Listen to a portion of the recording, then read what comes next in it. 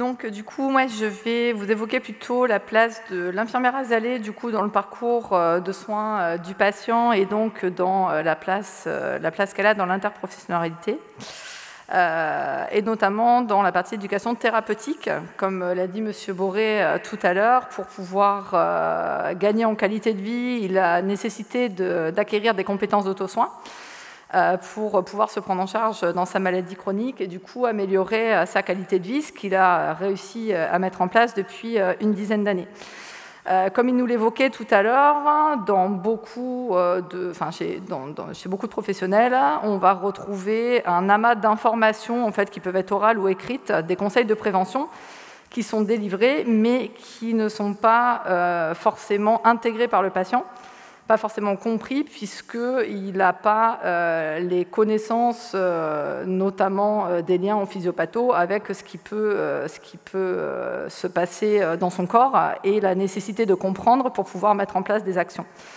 Et notamment dans le parcours de M. Boré, donc c'est ce qu'on retrouve dans toutes les consultations, c'est qu'il a besoin, et M. Boré, comme dans quasi la totalité des patients, une nécessité de comprendre pour pouvoir se prendre en charge. Donc, le programme Azalee, c'est un protocole de coopération du coup, entre des médecins généralistes, que ce soit en travail pluridisciplinaire dans les maisons de santé, pôles de santé, mais ça peut également être dans des cabinets isolés. Le médecin généraliste travaillant seul peut tout à fait mettre en place un travail en pluridisciplinarité avec une infirmière de santé publique, donc Azalee, qui est formée donc, en éducation thérapeutique et qui reçoit une formation dans divers protocoles, notamment le diabète, les risques cardiovasculaires, la BPCO, donc sevrage tabac, obésité, test mémoire, et divers protocoles qui sont en cours d'élaboration. Ce qui permet du coup de prendre en charge le patient, lui, dans sa globalité, et de construire un travail, je notais en binôme, mais même en trinôme, entre le médecin, l'infirmier et le patient.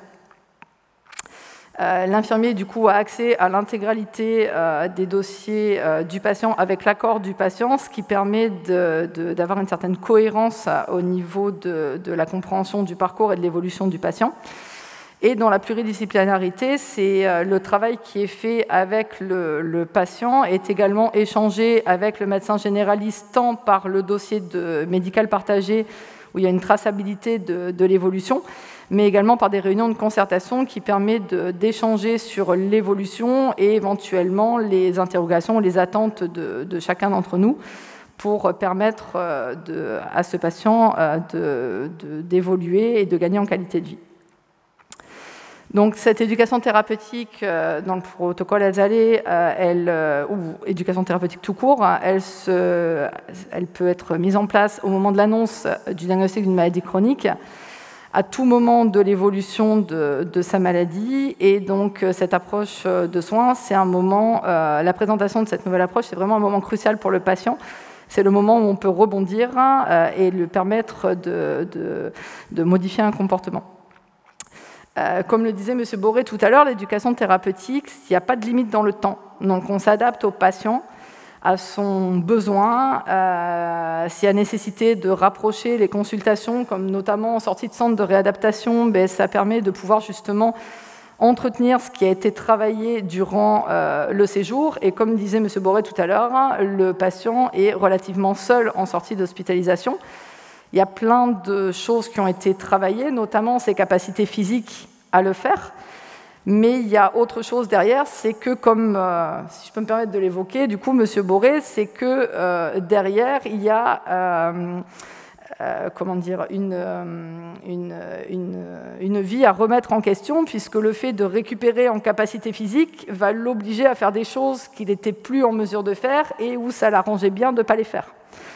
Donc, du coup, c'est de réussir à travailler du coup, sur toutes ces motivations pour réussir à l'intégrer dans ses habitudes de vie, d'où l'importance de bien travailler en amont sur le parcours de vie du patient, comme il nous l'a exposé, ses habitudes de vie, de façon à pouvoir entraîner des changements de comportement dans ses habitudes et ne pas tout bousculer, puisqu'en bousculant toute son organisation, le patient ne le met pas en pratique, et c'est d'essayer de faire sortir du coup tout ce qui est important pour lui, toutes ses valeurs à lui, pour pouvoir obtenir un changement de comportement.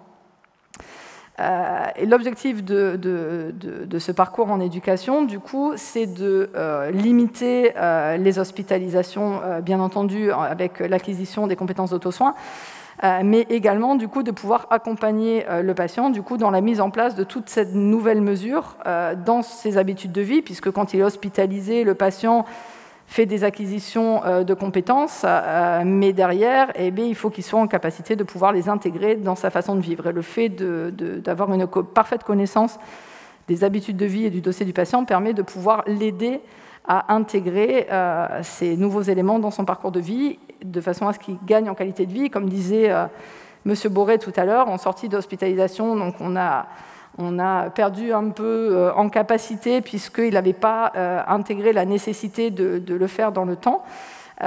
Et donc on travaille aujourd'hui sur comment l'intégrer dans sa vie quotidienne, dans ses propres habitudes de vie, sans tout chambouler. Donc je reviens du coup sur les moments clés qui sont vraiment l'histoire médicale du patient, mais également toutes ses histoires de vie, ses habitudes de vie, afin de pouvoir intégrer des nouvelles compétences. Et ce qui est vraiment important, c'est du coup le besoin de le comprendre en fait du patient. Monsieur Boré l'a évoqué à plusieurs reprises, c'est que une simple information ne lui permet pas d'ouvrir vers un changement de comportement.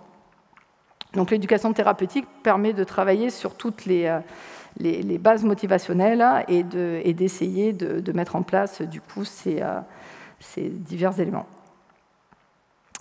Donc M. Boré du coup, avait été pris en charge sur un rééquilibrage alimentaire et activité physique. Donc comme il le disait tout à l'heure, donc ça a été efficace. Mais ça a été efficace parce que ça a été intégré dans son histoire et sans perturber ses habitudes.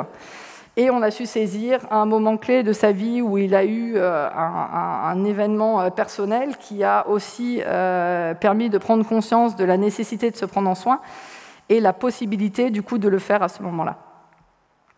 Donc c'est de trouver aussi le bon moment pour le patient. Et avec une nécessité du coup de suivi en fait régulier qu'on adapte aussi aux patients. Le but c'est pas de l'épuiser dans les suivis et c'est vraiment de s'adapter aux patients de façon à ce qu'il puisse répondre du coup à ses besoins. Donc du coup la notion de temps est précieuse, ce qui nous permet de le faire en éducation thérapeutique, qui n'est pas forcément possible dans la médecine générale. Et j'ai rencontré également cette même difficulté, moi, dans mon exercice d'infirmière libérale, ce qui a motivé, du coup, mon besoin de prendre en charge les patients différemment et de travailler en pluridisciplinarité avec les médecins autour de l'éducation thérapeutique, puisque c'est vraiment cette notion de temps qui est précieuse, et on a un temps de partage, un temps d'écoute, et la nécessité d'établir un lien de confiance avec le patient pour pouvoir évoluer dans sa prise en charge. Voilà.